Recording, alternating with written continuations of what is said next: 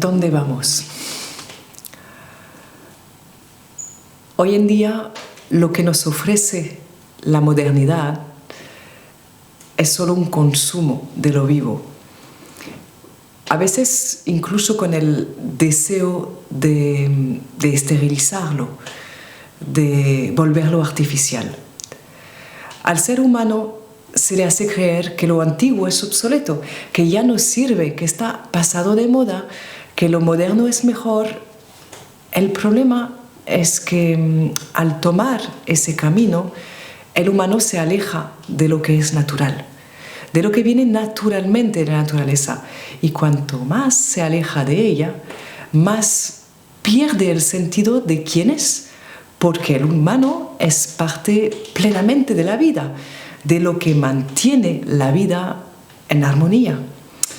Entonces, si los humanos contribuyen a desequilibrar la vida, crece el malestar profundo.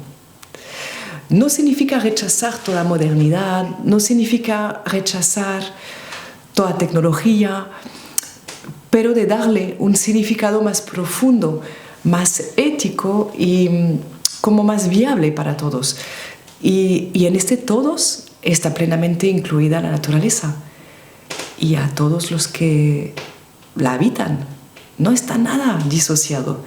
Y cada vez somos más los que nos cuestionamos este sentido común de las cosas. Aquello que hace que la vida tenga sentido para todos.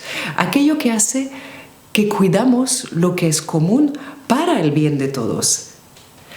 Entonces, aquello que reconocemos todos como una dirección a seguir. ¿Y qué va a ser si no es la naturaleza misma? Sencillamente porque nos damos cuenta de que la vida adquiere su pleno sentido cuando vamos en su dirección y no cuando nos creemos superiores utilizándola sin restituir nada a cambio, ni una mirada, ni una caricia, ni una semilla fértil.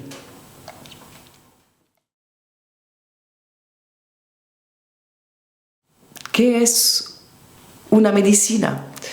Si hablamos de medicina con una M mayúscula, hablamos del arte de mantener una buena salud, con todas las técnicas de cuidado que nos permiten estar en armonía. Y por supuesto también hablamos del arte de restaurar la salud cuando se producen desequilibrios. El problema es que la medicina moderna actual no responde a todas estas necesidades. Se ha vuelto demasiado compleja. Siempre le hace falta más. Más dinero, más investigación, más pruebas, más medicamentos, yo añadiría más basura, más enfermedad. Demasiados nombres de síntomas, de síndromes, de enfermedades. Demasiadas palabras difíciles de entender para los que no han estudiado. Porque al final, todos estos nombres de enfermedad los crean quienes son capaces de proporcionarte los medicamentos que las acompañan. Y luego buscan las soluciones que casi siempre acaban en una mesa de operación. Cuanto más complejos aparecen los problemas del cuerpo, menos se puede comprender. Si uno no entiende cómo su cuerpo se desequilibra con palabras adecuadas, surge el miedo y la culpa. Te sientes incapaz ante un diagnóstico realizado sobre el cual no puedes actuar sin la ayuda de la medicina moderna y de su farmacia. Entonces, pues, te toman a cargo y por lo tanto te conviertes en una carga, quitándote tu propia capacidad de participar activamente en la sanación. Ahora bien, no se trata de criticar la medicina moderna por criticarla. Es una buena medicina de emergencia en las que muchas veces se puede confiar. Está creciendo la tecnología que ayuda a confirmar diagnósticos y a operar con mayor precisión cuando es necesario. Por otro lado, es muy importante que ella permanezca en un lugar que le corresponde y con honestidad, que se libere de las mafias que están detrás y sobre todo que se abra con sinceridad al diálogo con todos los que practicamos medicinas con el mismo fin de ayudar a mantener y de recuperar la salud. Porque nuestro trabajo es siempre el mismo, sin importar el sombrero académico que te has puesto. Es amar, cuidar a los demás. Necesitamos reconstruir puentes y conexiones entre las medicinas con honestidad. Y allí intervienen con eficacia las medicinas ancestrales. Tienen miles de años de experiencia y se han desarrollado en toda la tierra. Son medicinas de la tierra. Son medicinas que brotan en los pueblos. Los pueblos que en algún momento habían reunido suficiente sabiduría para entender cómo mantener la vida en armonía. ¿Por qué hablamos de medicinas ancestrales en plural? De hecho, todos los pueblos han desarrollado cantidades de herramientas, de técnicas, de métodos. Cada vez que uno se enferma, todos pasamos por esta vulnerabilidad a un momento dado.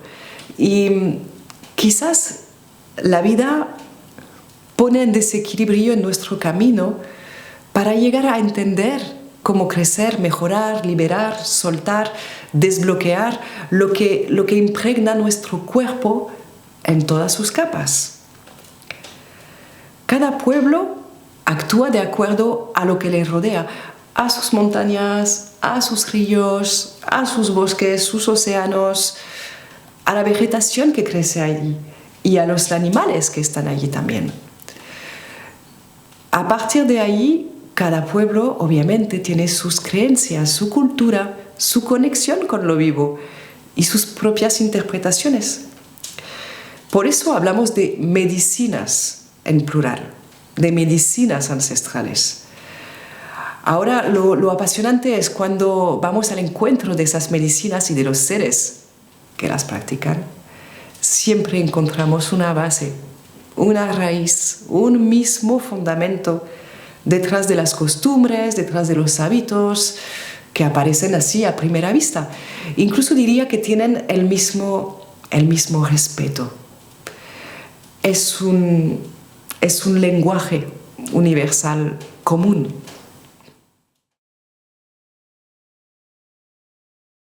¿Y las medicinas ancestrales en nuestras tierras? En la tierra hay pueblos raíces. Es decir, pueblos que han conservado, gracias a Dios, que han conservado esas medicinas durante este último milenio, donde ha habido una determinación en borrarlas en todos los continentes. Todavía existe un fuerte vínculo entre destrucción de la naturaleza y deseo de aniquilar a los guardianes de la vida que las acompañan. En Asia, pues, hubo la sabiduría de escribir esas medicinas, aunque se enseñaban muy poco por escrito. Pues así tenemos la herencia milenaria de los chinos, de los hindús, de los tibetanos, pues por nombrar los más conocidos. En África y en América han predominado las tradiciones orales de transmisión, que seguramente son las más potentes, porque activan todo tu ser, involucran todos tus sentidos. Y cuando se transmite un aprendizaje, lo haces con todo eso.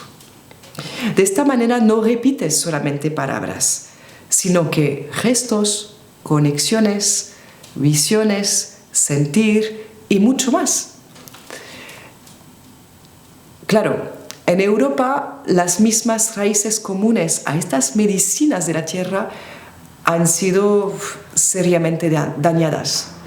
Los seres medicina que las llevaban como guardianes han sido casi todos asesinados, borrados. Solo quedan unos escritos que confirman su existencia y el vínculo real que hay con las demás tradiciones del mundo en sus raíces. Pertenecen a ese círculo de transmisión. Por otra parte, esa medicina de la tierra que cuida todo lo vivo está viva en todas partes porque vive en toda la naturaleza y en los seres que se sienten parte de ella.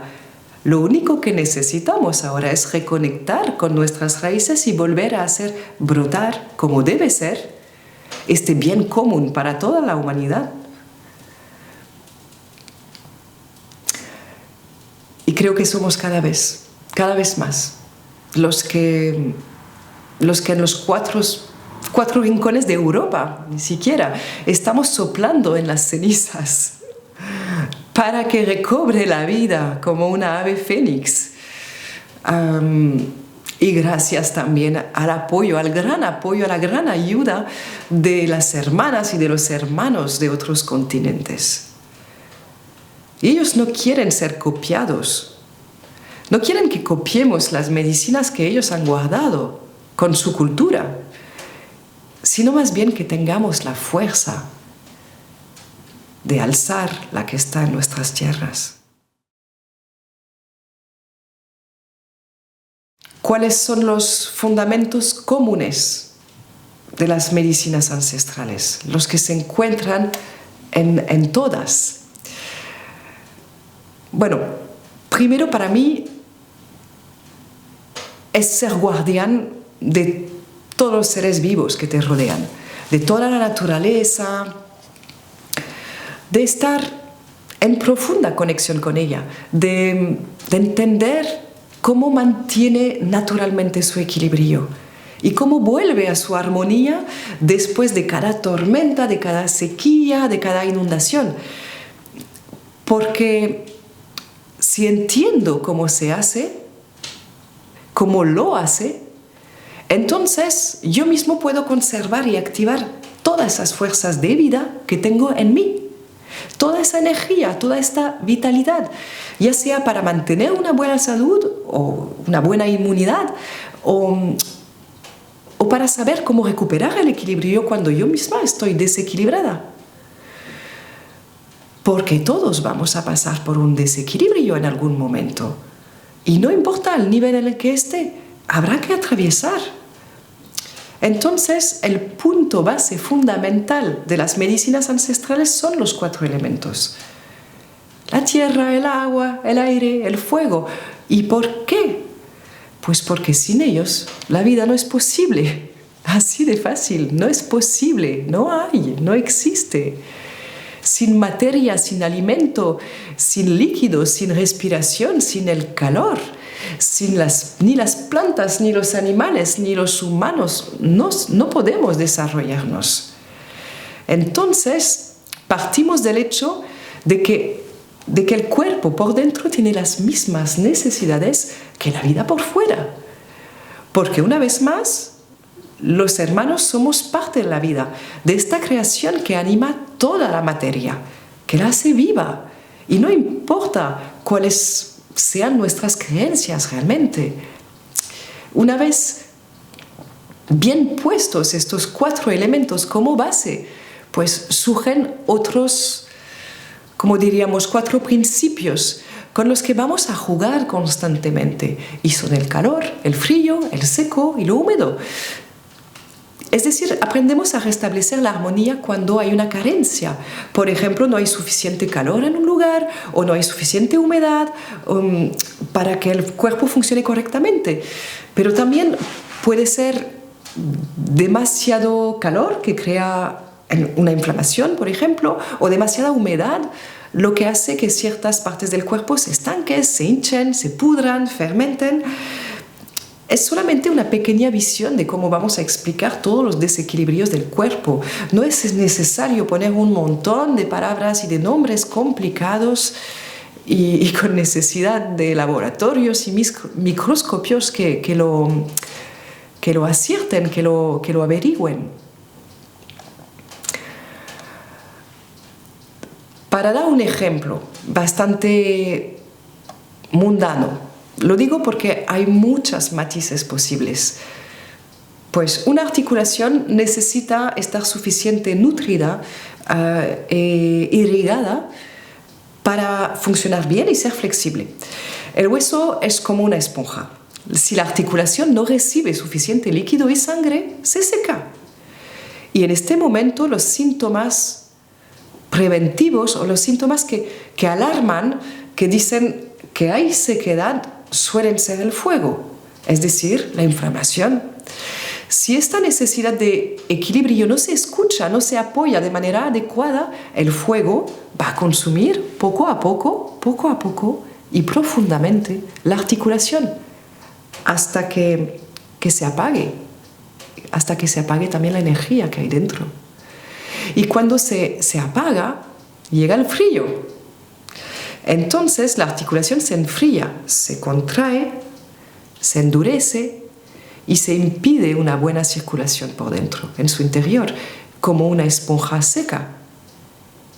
Y eso es lo que la medicina moderna va a nombrar la artrosis, por ejemplo. Es solo un pequeño ejemplo, porque podemos explicar este desequilibrio desde otros ángulos en las medicinas ancestrales. Y allí solo estamos hablando de cómo se entiende un desequilibrio, no se está hablando de cómo se ayuda a sanar, porque todos los métodos de sanación van en función de eso también.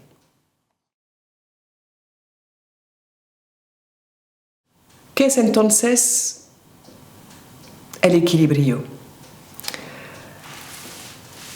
El equilibrio, en primer lugar, siempre vemos el cuerpo como una mezcla de materia y de lo sutil, que buscan encontrar una forma de osmosis, de armonía, y el cuerpo y el espíritu nunca están separados, siempre se toman en cuenta en las medicinas ancestrales para lograr el equilibrio.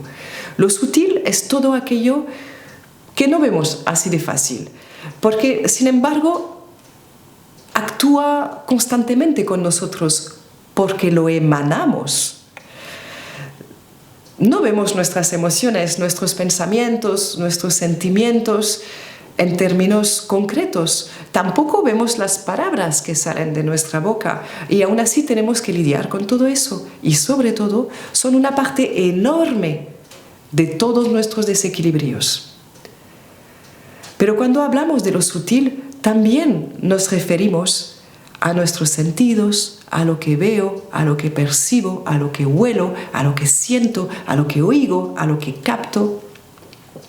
Como resultado, cada desequilibrio muestra donde el cuerpo necesita una atención especial y nos muestra cómo quiere volver a la armonía. Y esto no se puede hacer sin la participación plena, activa y consciente de la persona afectada. Es esencial que el ser en desequilibrio sea actor de su remisión por su voluntad y por sus acciones. Entonces, cuando se ve de esta manera, el papel de la medicina es ayudar, pues a limpiar, a lavar, a purgar, a veces expulsar aquello que molesta, pero también, y eso es fundamental, es ayudar a fortalecer, a reequilibrar, para recuperar la energía, para hacer circular de nuevo lo que está estancado o lo que falta de vitalidad. ¿Cómo se enseñan las medicinas ancestrales? Las medicinas ancestrales se transmiten a través de iniciaciones que reactivan la percepción de todas las cosas sutiles que nos componen.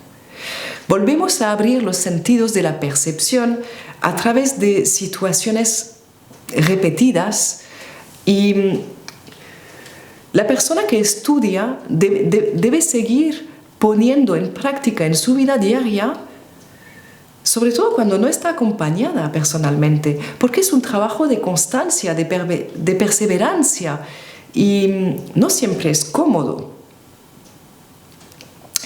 También se enseña a través de múltiples rituales que que te vuelven a soplar, a susurrar las grandes sabidurías, los grandes principios, la gran filosofía, para que el que estudia tome conciencia de que es un todo, de que es parte de un todo, dentro de una gran armonía creadora. Y las medicinas ancestrales también se enseñan a través del aprendizaje real y consciente basado en la observación de la naturaleza. Esto significa que, como hemos dicho antes, que observamos las fuerzas de la naturaleza fuera de nosotros mismos para comprenderlas dentro de nosotros mismos. Y por supuesto, mostramos los gestos que sanan, la actitud que sana, tanto como responsabilidad hacia el paciente, pero también hacia la naturaleza, agradeciéndola y devolviéndole la fuerza de nuestros actos en ofrendas, en cariño, simplemente porque entendemos que sacamos la fuerza de ella. Y yo añadiría una buena dosis de respeto y de sentido común. Quiero decir, respeto y sentido común con la tierra y sus alimentos, con sus plantas, sus minerales, sus animales y sus humanos, pero también con el cielo, con su sol, con su luna, con sus planetas y con el universo. Aprendemos a posicionarnos con humildad dentro de todo eso. ¿Qué técnicas de sanación se utilizan? A ver, para decir de forma sencilla, ya podemos decir que se calienta lo que está frío, que se enfría lo que está caliente, que se humedece lo que está seco, que se seca lo que está demasiado húmedo, pero eso tiene muchos matices. Hay que ver el cuerpo y el desequilibrio para sentir lo que es adecuado, porque también se activa lo que está estancado, se fortalece lo que está debilitado y se calma lo que causa sufrimiento. Para eso hay muchas herramientas. Entonces, por ejemplo, utilizamos las duchas en afusión. Es decir, que se utilizan diferentes técnicas de pasar el agua con diferentes temperaturas para revitalizar la circulación sanguínea, la energía en todo el cuerpo o en una zona afectada. Es una de las herramientas que más vitaliza, que más energía aporta con rapidez. Dentro de eso entendemos la importancia de conocer la circulación del cuerpo, de la sangre, de los demás fluidos, de la respiración, del calor, de las materias que circulan, de la energía, porque ahí encontramos otra vez los 4 elementos. También utilizamos las técnicas de baño para abrir o para cerrar los poros de la piel en todo el cuerpo o lo mismo en una zona afectada, jugando también con la temperatura del agua para obtener diferentes efectos. Podemos también utilizar los vapores de agua para limpiar los orificios del cuerpo, tanto los superiores como los inferiores cuando es necesario. Esto nos permite que, entre otras muchas cosas, nos permite abrir los poros de la piel para ayudar a evacuar todo aquello que se estanca, que perturba el organismo. También en medicinas ancestrales utilizamos todas las técnicas de compresas, de envolturas y cataplasmas. Se colocan sobre el cuerpo, tanto para limpiarlo de manera suave, pero en profundidad, y también para poder proporcionar un cuidado a través de los poros de la piel. De hecho, de esta manera se puede introducir otra medicina natural, como las plantas, en una parte concreta del cuerpo. Por supuesto, sin abrir nada más que los poros de la piel. Eso es importante entender. También se entiende a través de todo eso la importancia de conocer la piel, su estado, su apariencia, si es fría, si es seca en algunas zonas, si es húmeda. Es muy importante poder observar todo lo que se puede observar. aprender a hacerlo, aprender a diagnosticar desde la observación de todo lo concreto que nos aporta el cuerpo. Allí también utilizamos los enemas, las lavativas suaves, porque nos permiten limpiar y vaciar el intestino ante cualquier desequilibrio. Ayudar a un buen tránsito determina una cantidad de remisiones. El intestino es a menudo un lugar de estancamiento y de mala circulación de los alimentos. Sin embargo, de él también salen un montón de nutrientes y líquidos que el cuerpo vuelve a absorber para su funcionamiento. De hecho, se observa también todo el sistema de evacuación y de secreciones. Si hay una carencia o un bloqueo, debemos empezar por restablecer el equilibrio desde allí. Esto nos implica conocer el funcionamiento global de los órganos, de los intestinos, del sistema digestivo, de todos los demás sistemas, respiratorio, cardíaco, etc. Pero con la visión de las medicinas ancestrales, con la materia y lo sutil a la vez, porque antiguamente no se abría el cuerpo así de fácil para observar y sacar lo que molesta solo en caso de grandes emergencias, porque se sabía que se ponía en peligro la vida del paciente simplemente. Existen múltiples formas de llegar a los órganos vitales sin abrir el cuerpo. También en las medicinas ancestrales se utilizan todas las técnicas de fricciones, de masajes en zonas concretas para activar la energía en la sangre.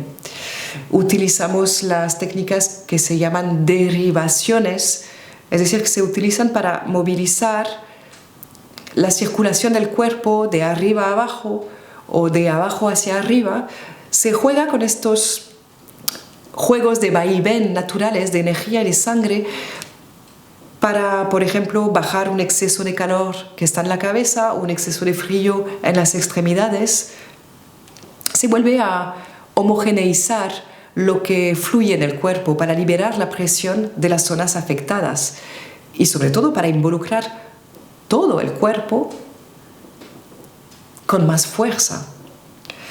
Utilizamos las ventosas de vidrio puestas con fuego localmente y a nivel de los órganos para que la microcirculación pueda restablecerse en una zona determinada, pero también de manera global en los órganos a través de la columna vertebral. Es importante que el cuerpo tenga como estos focos donde pueda ir a evacuar lo nocivo si es necesario, porque también las ventosas reactivan toda la circulación y permiten liberar tensiones y dolores que bloquean incluso de manera crónica.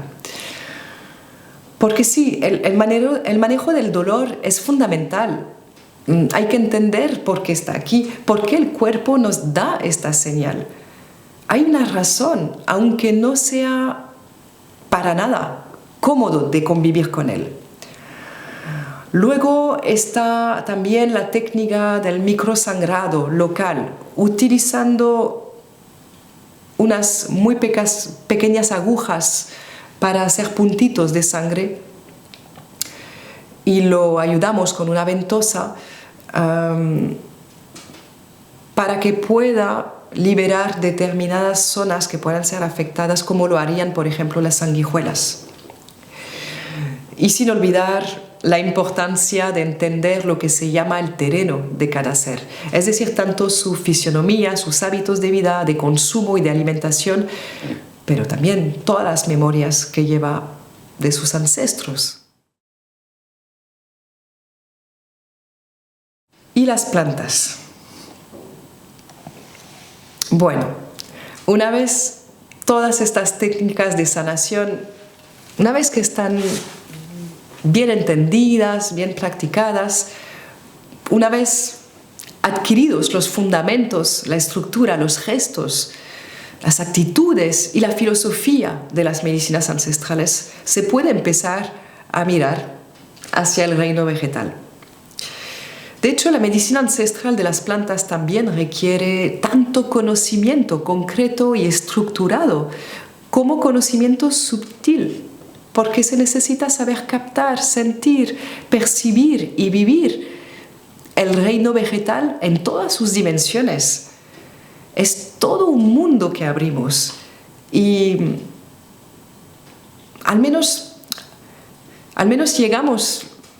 llamamos a la puerta y nos quitamos los zapatos y nos inclinamos con respeto para ver si este reino nos deja entrar.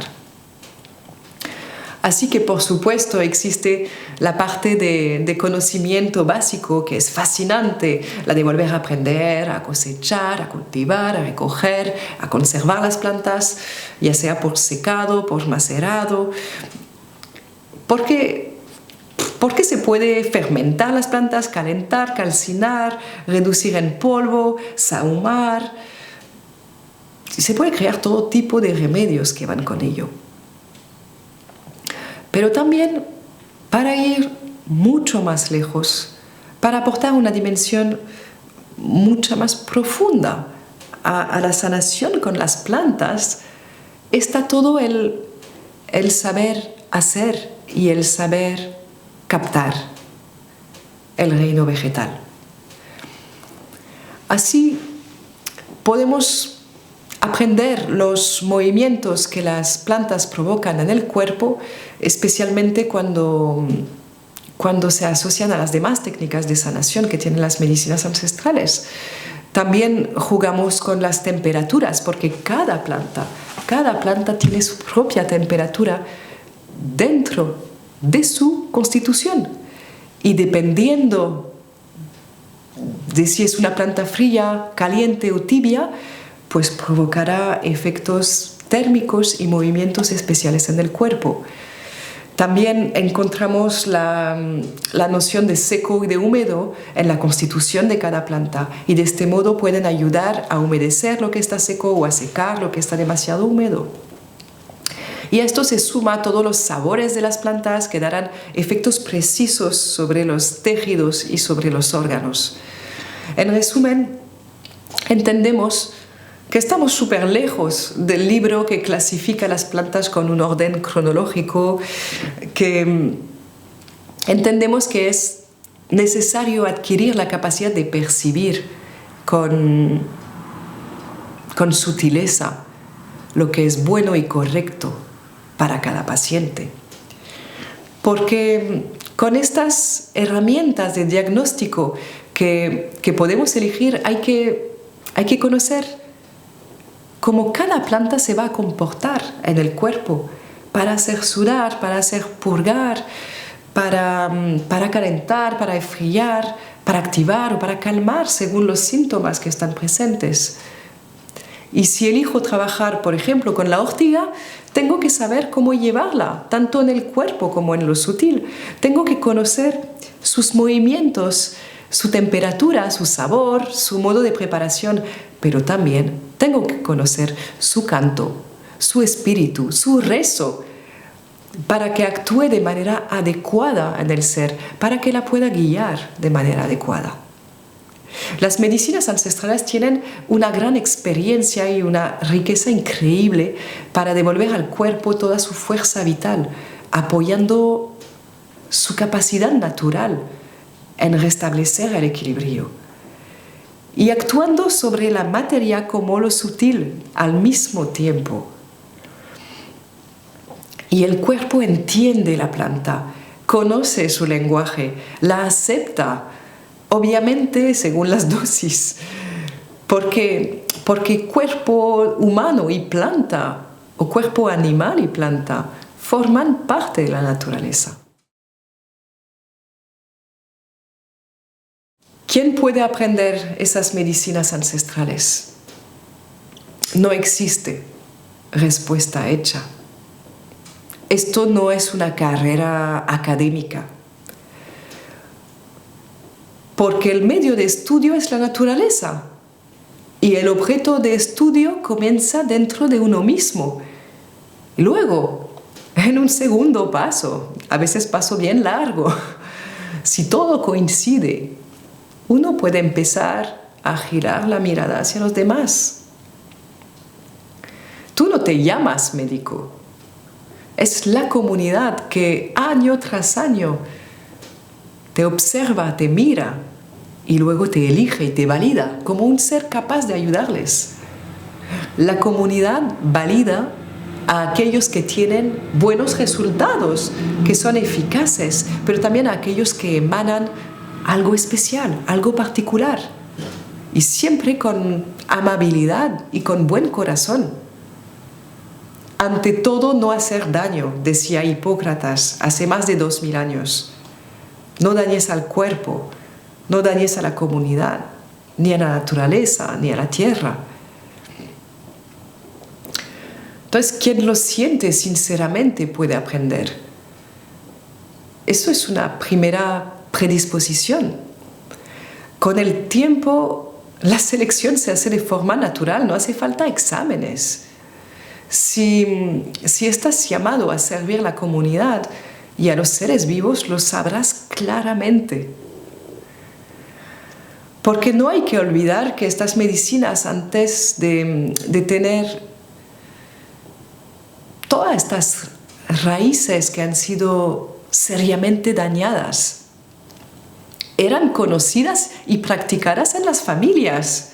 Son populares y accesibles en entendimiento, pero sí, tienen distintos niveles de práctica, eso sí.